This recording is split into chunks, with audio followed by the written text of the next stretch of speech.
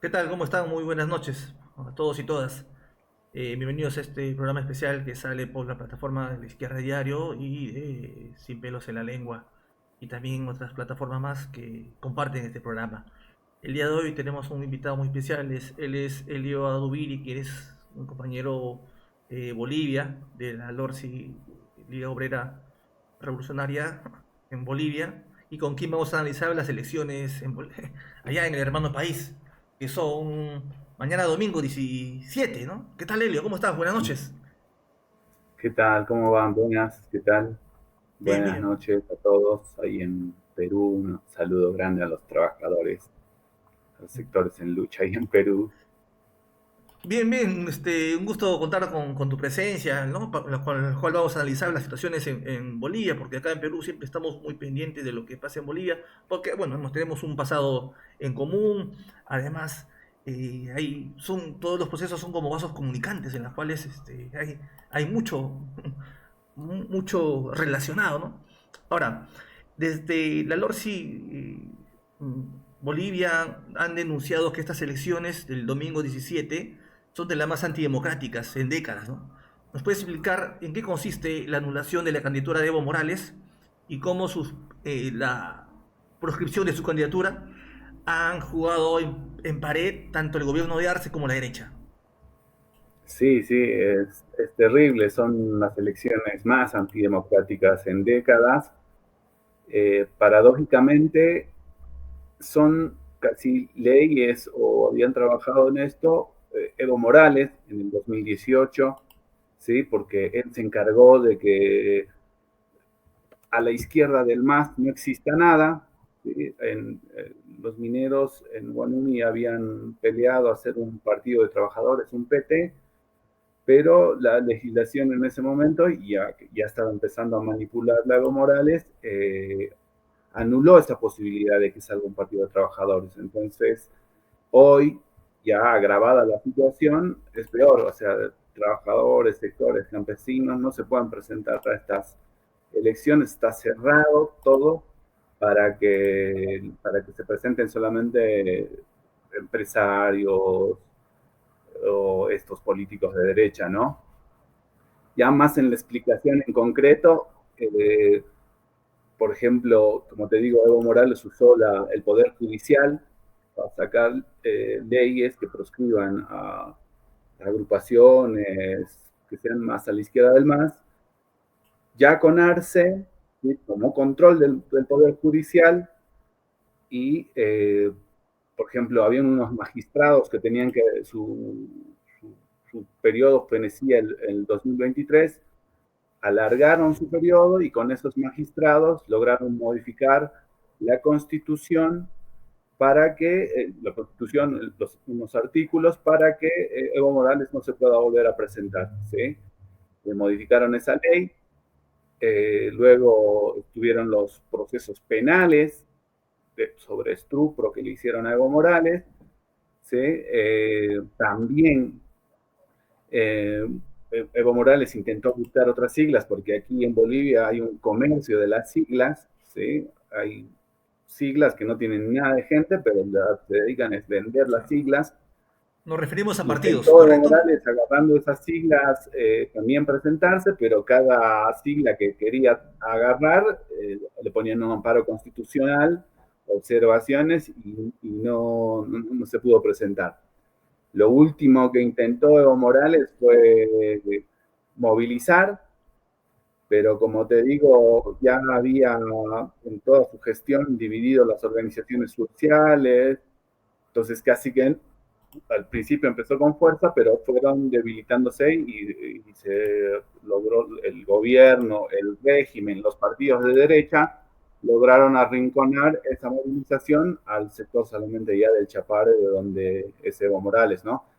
O sea, es todo un proceso del régimen, partidos de derecha, gente de su mismo partido como Arce, que lo arrinconan y proscriben la posibilidad de que se presente este señor, pero con ello las aspiraciones de sectores indígenas que lo apoyan aún, ¿sí?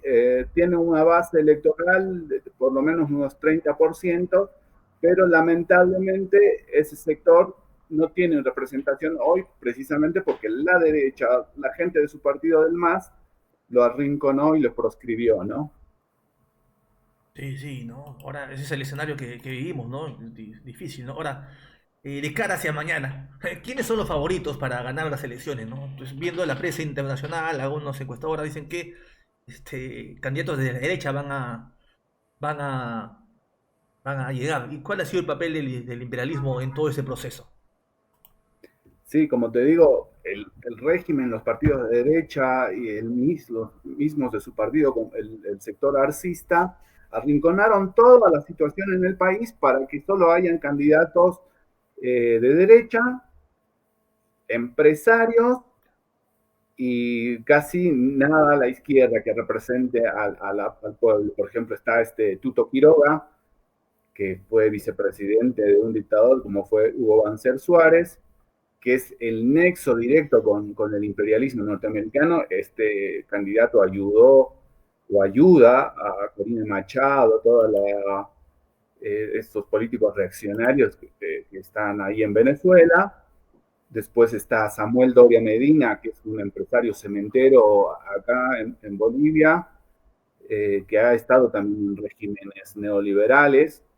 Es como que se está dando otra oportunidad para entrar. Manfred Reyes Villa, que es un ex militar y viejo político también de la época del periodo neoliberal.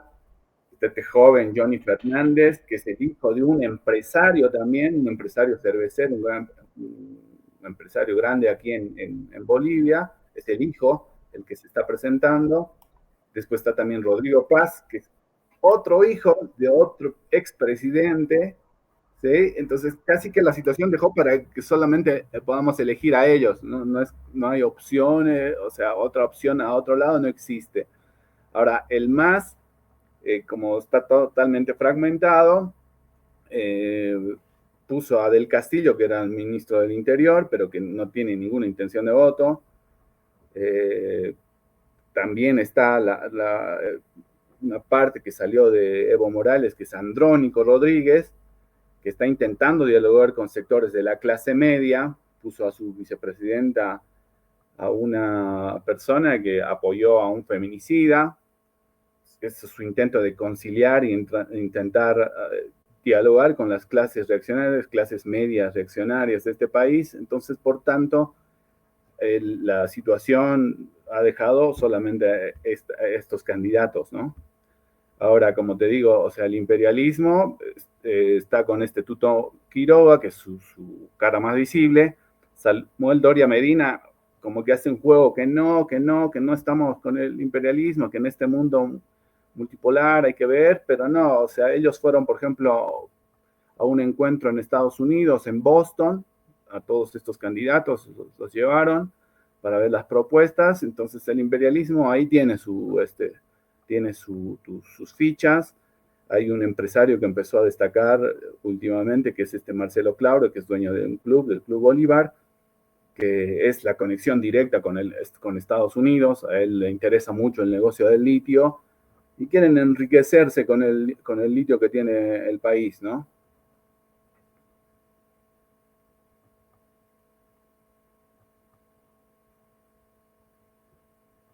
Algo Carlos. bien, Helio. Sí, acá está, perdón, no, estaba acá, estaba apagado mi micro. Ahora, ¿cuál es la también? Se da esto en un contexto de crisis en Bolivia, ¿no? Se ve también por las noticias, distintos fuentes internacionales, ¿no? ¿Cómo se vive ya la situación económica de cara a las elecciones? O sea, es decir, entiendo pues que hay una cierta inflación, cómo es la canasta de vida, alcanza, no alcanza. Entonces, ¿cómo y qué plantean los distintos candidatos para salir de la crisis? Sí, previamente en la gestión de Evo Morales, todos esos años que se quedó como presidente, los empresarios y las clases dominantes de aquí del país se robustecieron, o sea, crecieron un montón, los bancos crecieron un montón, los agroindustriales se llegaron el pecho, por eso hicieron en el 2019 el golpe de Estado, cuando Evo Morales intentaba reelegirse.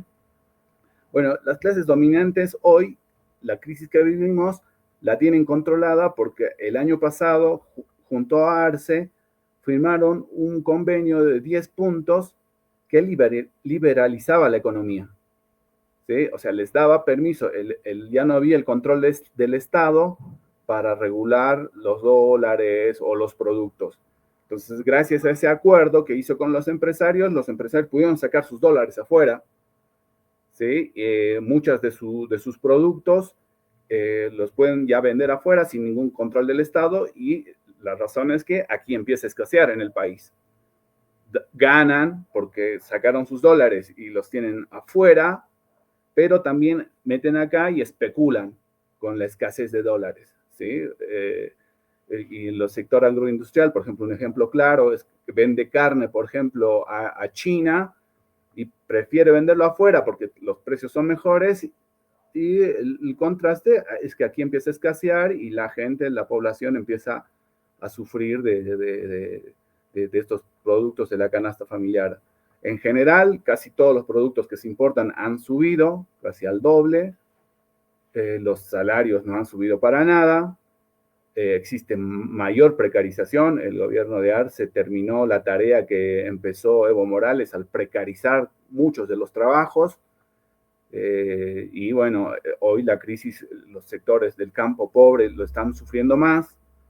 En las ciudades también se nota la crisis. Cada día es la noticia que sube el pollo o baja el pollo. Y de eso se están beneficiando los empresarios. Ese es el tema, que los empresarios están manejando esta crisis y los grandes beneficiados de esta crisis son los empresarios, ¿no? Y ahora, como te digo, también adecuaron todo el camino para meter a un gobierno que va a ser también un empresario hasta el día de mañana, ¿no? En las elecciones del día de mañana. Ah, correcto. Entonces la situación viene de esa manera, ¿no? Entonces ahí estoy llegando porque, dicho sea de paso, hemos tenido, bueno, se ha tenido gobiernos masistas, le dice ya, ¿no? Del MAS.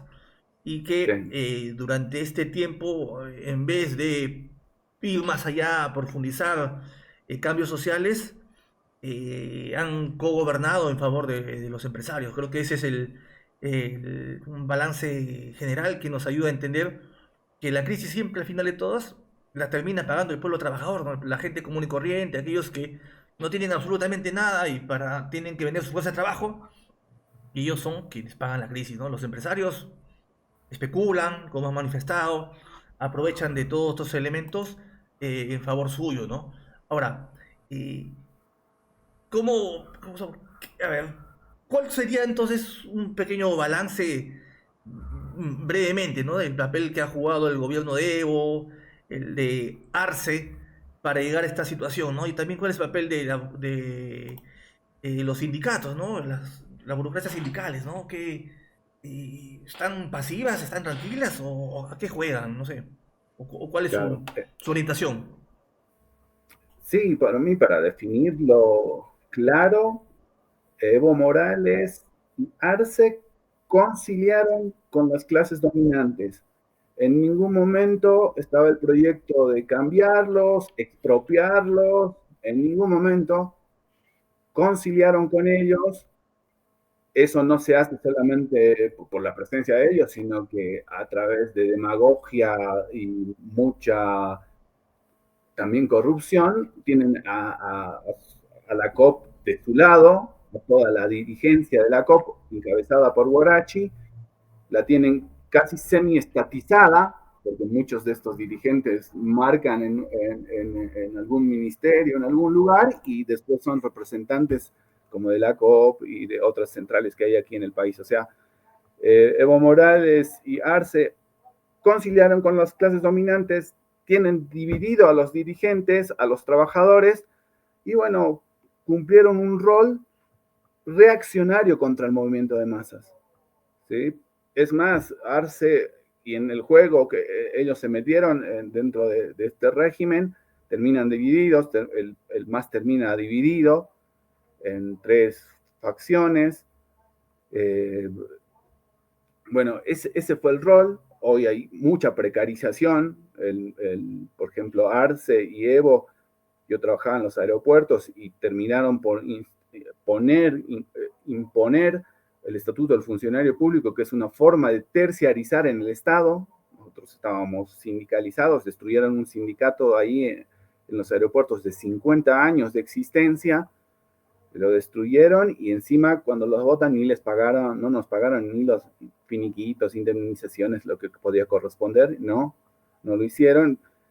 Pero no solamente es mi caso, sino que hay distintos lugares como en Fabriles o en sectores como Aseo Urbano que están hoy peleando para recuperar derechos que supuestamente cualquier persona dice, pero en un gobierno que se decía socialista no debería haber eso. Al contrario, estos regímenes progresistas han allanado el camino para que la derecha hoy vuelva, como lo que te contaba del precio de la carne, de los productos de primera necesidad. Ya existe por atrás un ajuste, o sea, le están dejando la mesa servida a la derecha porque ya hay un ajuste, ya hay una elevación de precios, ya hay esa escasez y especulación, donde las clases dominantes se sienten contentas y felices porque ganaron en el periodo cuando estaba de Morales y hoy también con Arce, que le deja toda la cama tendida y todos los platos servidos para que entren y también hagan lo que tienen que hacer estos candidatos, ¿no? Que todos al unísono dicen ajuste fiscal, ¿sí? Y ajuste fiscal significa ataque a la educación, a la salud, y quieren cerrar también las empresas estatales deficitarias. Van a desarrollar un neoliberalismo recalentado, ¿sí? Pero más Arce y Evo le dejaron toda la mesa servida para que hagan estos derechistas que van a entrar ahora, ¿no? Sí, como está manifestado, ¿no? Estos gobiernos que, bueno, la intención de gobiernos que tiene rostro progresista, de izquierda, no es confrontar, ¿no? No es acabar con el capitalismo, sino es administrar el Estado, ¿no? Y cuando hay un proceso de ascenso económico, obviamente, pues, que va a haber chorreo para todos, ¿no? Pero cuando hay un proceso de crisis, ahí tienen que ajustar, como todo administrador del Estado burgués tiene que ajustar. Y la crisis al final la termina pagando el pueblo trabajador. Y el pueblo trabajador, como quiere salidas, ve que estos gobiernos de izquierda terminan aplicando el ajuste, ¿no? Y como tú dices, terminan allanando el camino para que surjan expresiones por la derecha, inclusive más radicalizadas, ¿no? Eso sucede en Argentina, sucede en Brasil, en Bolivia, acá en Perú también, ¿no?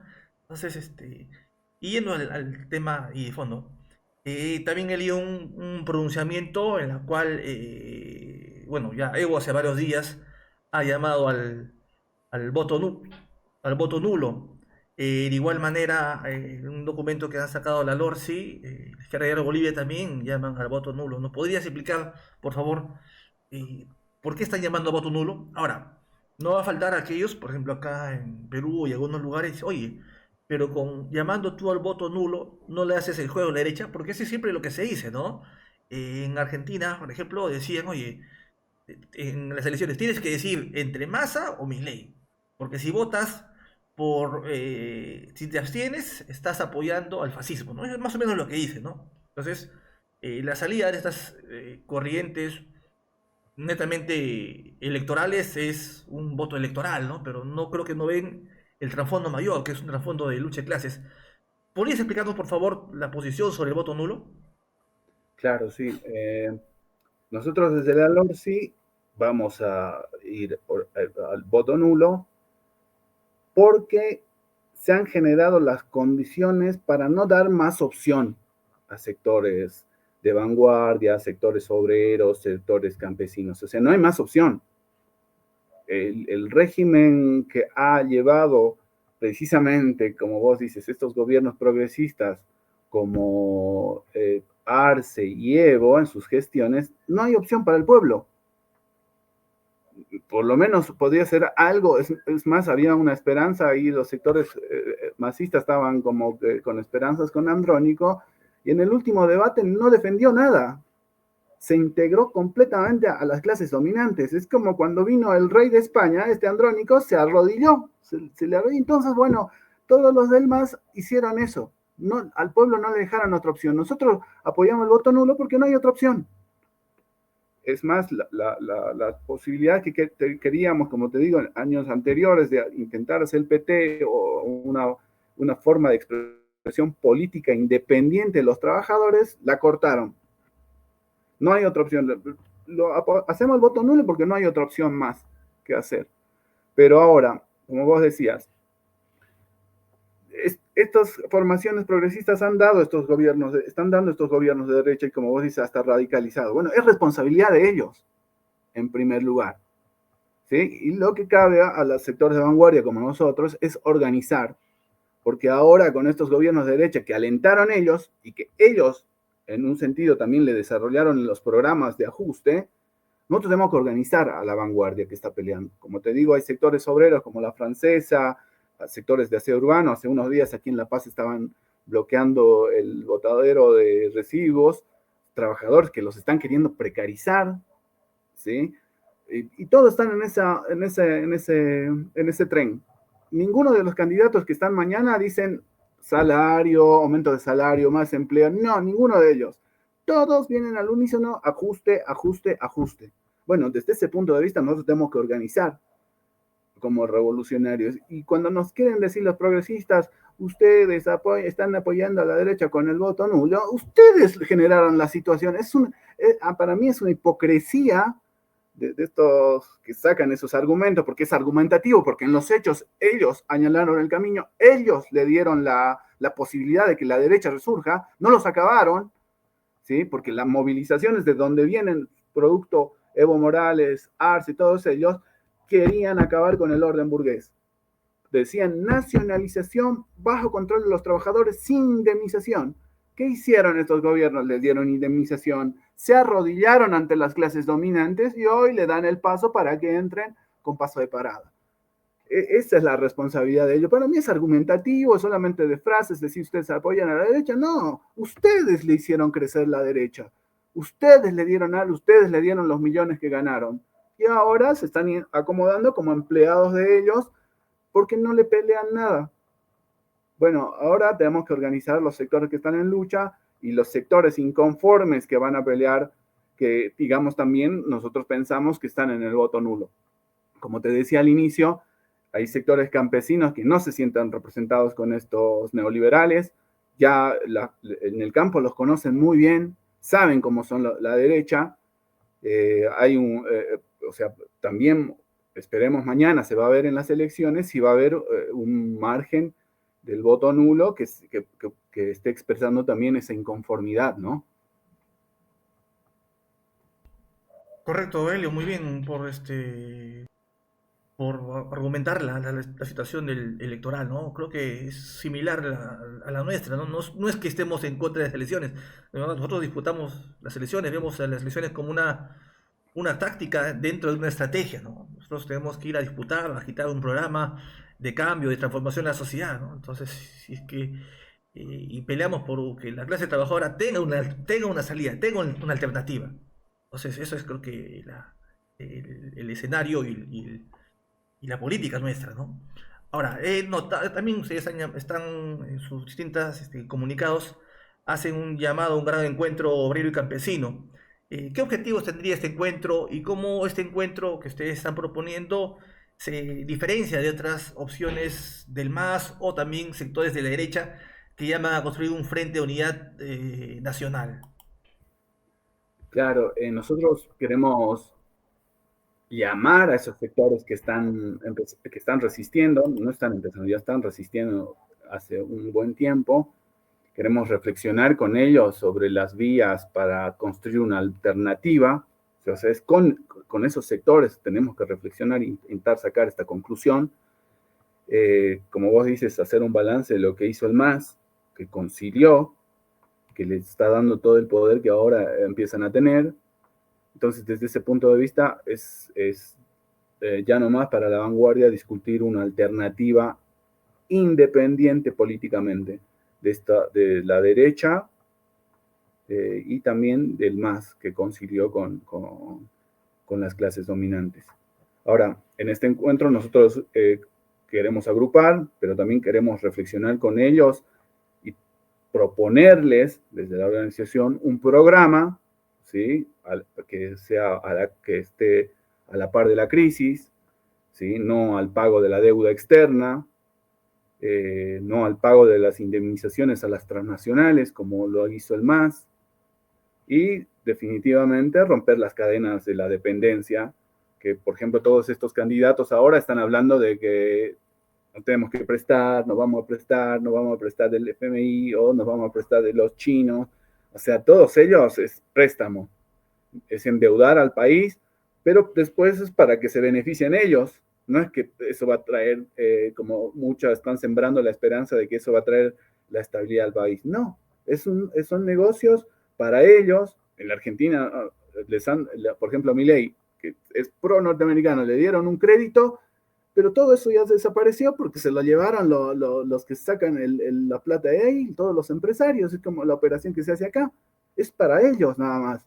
Y eso nosotros en esos encuentros queremos reflexionar con los trabajadores por la escasez hoy que hay, el monopolio estatal del comercio exterior permitirá enfrentar la fuga de dólares, controlar a los agroindustriales o expropiarlos definitivamente porque están viviendo del país, porque después su objetivo es irse de acá, no es que se van a quedar en el país, ¿sí? Tenemos ese programa que queremos en esos encuentros discutirlos y llegar a conclusiones importantes con los trabajadores, ¿no? Correcto, Helio, muy bien.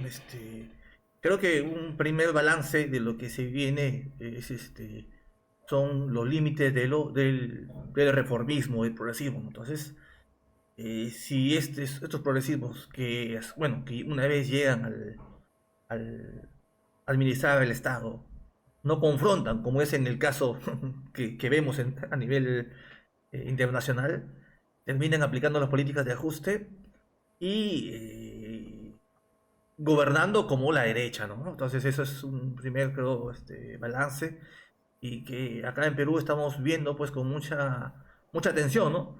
Porque en algún momento muchos sectores de la vanguardia, inclusive ahora, ¿no? Ven en Bolivia un modelo a seguir, ¿no? En los procesos de Evo y muchos sienten afinidad por Arce inclusive, ¿no? Pero creo que es necesario hacer un balance para entender cuáles son esas trabas que tienen estos procesos y el movimiento de masas tiene que ir mucho más allá, ¿no? No puede quedarse simplemente con la administración del Estado, ¿no? Sino tiene que, como tú has dicho, cambiarlo todo, ¿no? Discutir todo. Y eso pasa por una alternativa de los trabajadores, ¿no? Te agradezco bastante, Helio, por esta oportunidad con la que nos podemos analizar las caras hacia mañana, ¿no? Y tus palabras finales a todos. Bien, sí, no, para todos los trabajadores, sectores campesinos de nuestro país y también ahí en Perú, ustedes están viviendo un régimen de la derecha, ¿sí? Que es donde les está dando negocios brutales a toda la burguesía peruana. Hoy todos tenemos que dar cuenta que las clases dominantes están buscando hacernos pagar la crisis a los trabajadores, a sectores precarizados. Ya no hay ese tiempo donde un trabajador podía tener todos los derechos, o por lo menos salud, o por lo menos una pensión. Hoy están pensando hasta en liquidar esas pensiones. La ultraderecha como Milei está pensando hasta en liquidar, está haciendo gemir a nuestros jubilados en Argentina. Entonces, ese es el problema, ese es el programa que desarrolla la derecha. Entonces, nosotros tenemos que responder a esa altura, tenemos que organizar esa izquierda radicalizada que piense en expropiar lo que nosotros mismos trabajamos. Esas fortunas que tienen ellos es el trabajo de cientos y cientos de obreros precarizados y obreros de años de trabajo y sectores campesinos que han sido explotados y que en estos años del gobierno progresista, por lo menos aquí en Bolivia, no han visto beneficios. Hay sectores aquí aledaños al alto donde yo vivo, donde no han recibido nada del famoso proceso de cambio. Entonces, ellos les llamo a reflexionar y hay que organizar porque lo que se viene ahora con la derecha es el ajuste y nos van a querer hacer pagar la crisis. Yo opino que ellos tienen que pagar, han ganado millones todos esos años. Entonces, ahora les toca pagar la crisis a los empresarios, a las clases dominantes. Eso les diría. Y Elio, ahí tal vez complementar algo que tú has manifestado, ¿no?